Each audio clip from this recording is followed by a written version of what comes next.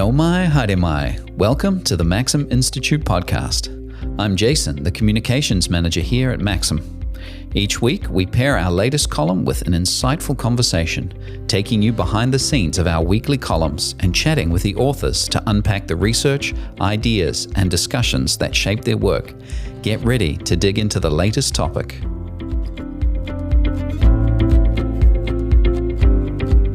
Jason, welcome to the podcast. Thanks, mate. Great to be here.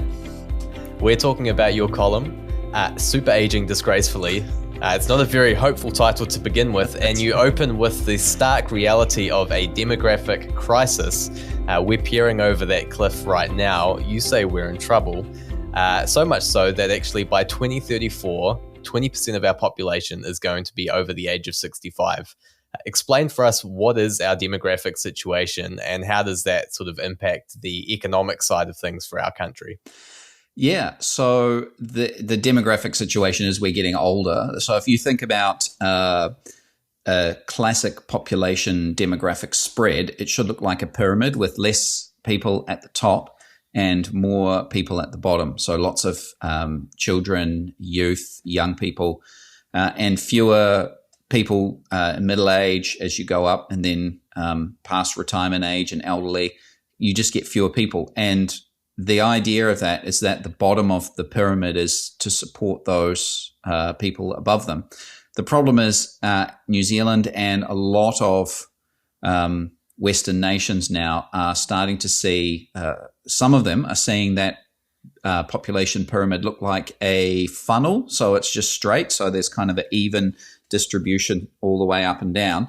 And others are seeing it inverted. So there's less young people than there are older people. And that's a problem because the way that our economic system works is that it requires more people coming in to pay taxes to support those people who are already in the system. So kind of like a Ponzi scheme in some sense, right? Not the sense that they're trying to rip people off, but that just it's required. Our economic system came about a couple of hundred years ago when there was families having 7, 8, 9 kids. That was a normal size family, and so there was the hope, the expectation, the reality that those young children would grow up and they'd support their elders, and they would be workers who would contribute, pay tax to the government, and the government would be able to supply services. But as you get more and more people aging out of the workforce at retirement age at 65 and receiving their superannuation,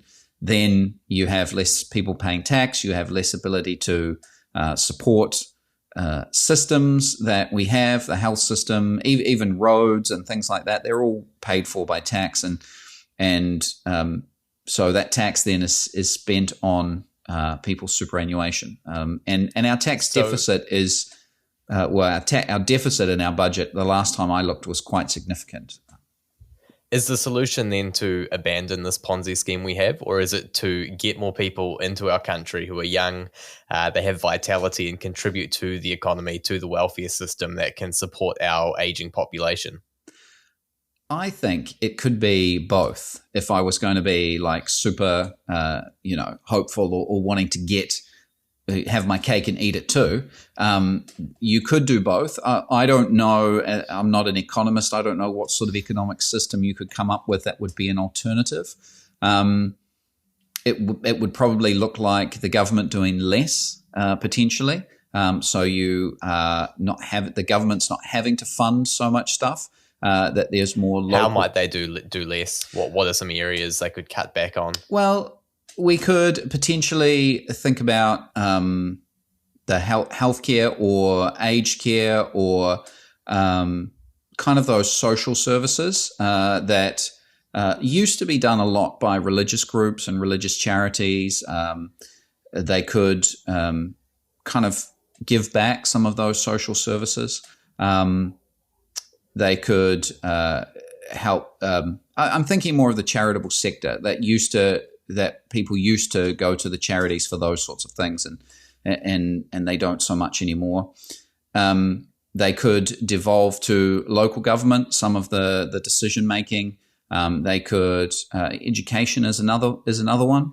where you could decentralize that potentially. I mean, these are all just off the top of my head, and I haven't thought through them at all. But those are just some of the things that stick out to me that I go, well, if we're going to get the government to do less, then those are the sorts of things that the government didn't used to do in the past and has kind of absorbed over the years. So I think you could do that, some sort of different economic system. But also I think you could encourage people to have more children, or try and encourage more young people, young families to move here. And that's how we have, so New Zealand is, I think, one of those countries where our population graph looks like more like a funnel. And we've managed to kind of avoid the inversion by having a lot of immigration. I think immigrants added about 70,000 people to our population in the last year. So not an insignificant number, the size of a small town in New Zealand coming in. And so that's encouraging. But I think it needs to be more if we're going to get that pyramid back to where it was and see our population or our nation thrive. Are there any other nations ahead of us that we can look to and go, okay, that's what our future looks like if we do nothing? Yeah, there's a few. The starkest one, so there's lots of nations facing demographic crises like South Korea, Germany, Canada, all these places. But the one that I think stands out for me the most is Japan. Japan has been on this trajectory for a while. There were significant indicators in the 90s that they were having trouble with their aging population. And so the kind of thing that they're seeing is houses being abandoned, just left, and sometimes whole towns. So there is a town, and I want to get the name right, Nagoro in Japan, that's very famous because it has a lot of life-size dolls around it. But the story behind those dolls is that each doll is made by a lady in the town, and it represents someone who's either died or moved away, and there's hundreds of these dolls around there, and the population is shrinking, and the buildings are kind of abandoned, overgrown. There's no school in the town. And that's kind of the sort of thing that happens. We're seeing it a little bit here in New Zealand in our own rural sector, where some of the manufacturing and processing plants are closing, and young families go, well, there's no work here, so we're going to move to the city where there is work. And there's a lot of worry about rural New Zealand kind of disappearing in a way and being kind of moved to the cities. That's the sort of thing that you would see on a much larger scale. There's you can go on YouTube and look at houses, videos of people who are touring these ghost houses, they call them in Japan, where they're just abandoned. There are examples of people, old people who live alone, just dying alone, and no one kind of discovers them for days. And so old people kind of living on the streets and things like that because they don't have the support of young people or the state. So there's that sort of the grim picture of where we could go if we don't do anything. Hopefully, I mean, Treasury came out last week, and Treasury's been banging this drum since 2006, so almost 20 years now, saying that we need to look into this, our aging population, our superannuation, our social services. We need to really take it seriously. And, Finance Minister Nicola Willis said that we do need to look into it. Her and her Labour counterpart said that they were going to have a conversation about it. And there is some movement around it, but doing something like touching superannuation, maybe raising that age so that we don't have to pay as much, that's a dangerous game to play. I think Sir Bill English tried to do that in 2017 and got really ripped to shreds by other MPs, so much so that I recall he said it was political suicide to touch super.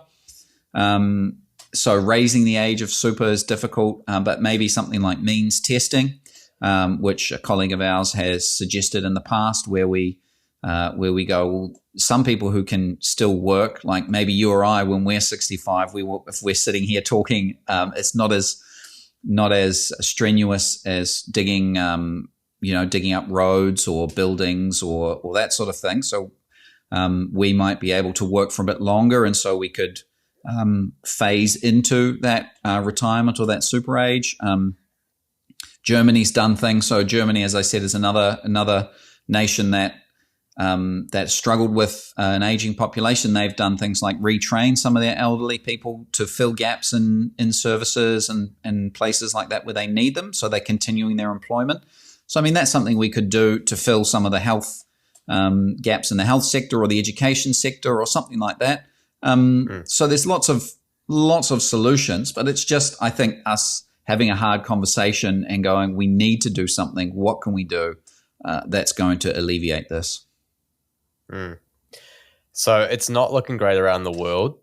We may be in a better position than other countries, but really, I guess for us, is there a hopeful note? Any reason to give us cause for, I guess, a sense of a brighter outlook maybe than some other countries, and how could we grab that with both hands? Yeah, so the brighter outlook for us is that we have managed to avoid the problem that most Western nations face. Our birth rate held steady for a long time at 2.1 until about a decade ago. It's come down since then, but it's still high compared to other countries. We should, try and get that back up again. But we've also managed to, as I said earlier, encourage a lot of immigration. And so that's something I think we should grab with both hands, is try and be an attractive immigration destination for skilled people who are going to fill the gaps in our labor market and who are going to contribute to our society long term. So if we can increase that 70,000 or so people who moved here last year and find employment for them, find places for them to settle long term and to help them become Kiwis, I think that's something that we can take and take courage from, encouragement from, and hopefully see our future not as bleak as some of these other nations. The difficulty with that is that all of these nations now are going, we need immigrants to grow our population again, to bring younger people in. And so we need to look at what is it that might make us more attractive. Is it our health system? Is it our education system? Is it our the opportunities that people have to grow and develop and become people of means themselves? What is it that attracts people here, and how can we, like you say, grab it with both hands and run with it so that we can kind of at least slow and if not reverse this trend that we're seeing? Well, thank you so much, Jason, for the time, effort and dedication you put into writing this column, to raising this issue for us, and for hopefully leading a path forward for us to consider just how we might prevent some of the worst effects of this looming demographic crisis. No worries, mate. Thanks for having me.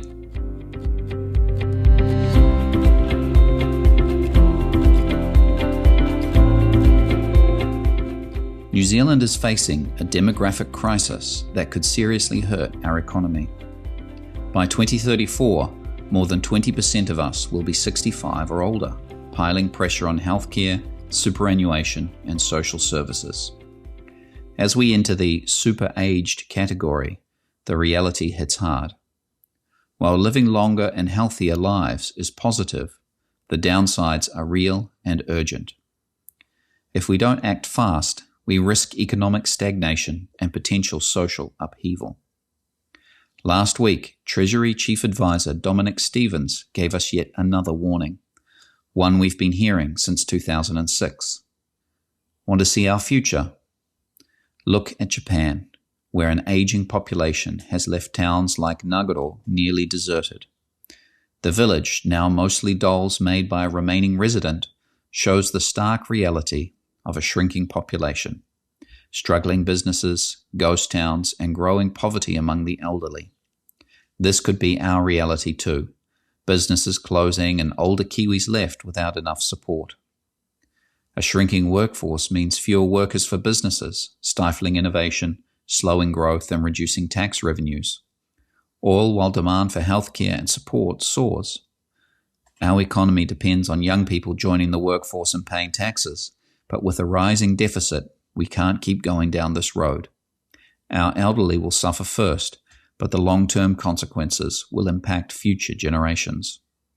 So, what can we do about it? With this growing pressure, debates about superannuation reform have ramped up as politicians scramble to find solutions. Nicola Willis, National's finance spokesperson, has pushed for urgent reform, warning that younger generations will be stuck footing the bill if we don't act. National wants to raise the retirement age to 67 starting in 2044. On the other hand, Labour is sticking with 65, saying that as long as we keep topping up the New Zealand Super Fund, the system can hold up.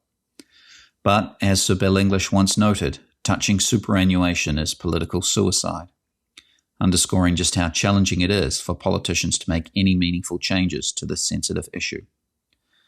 But Treasury's warning suggests that just topping up the super fund isn't enough.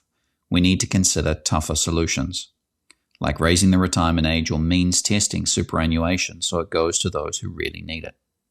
It's a conversation we can't keep putting off. Mr. Stevens suggests that we need more young people who are willing and able to support their elders. A good start. Looking beyond New Zealand for answers, Germany has tackled this problem by offering businesses incentives to keep older workers employed. This lightens the economic burden and gives older workers a renewed sense of purpose, something we should consider here. We can begin by raising or means testing the retirement age, reducing the pressure on superannuation and keeping skilled workers in the workforce longer.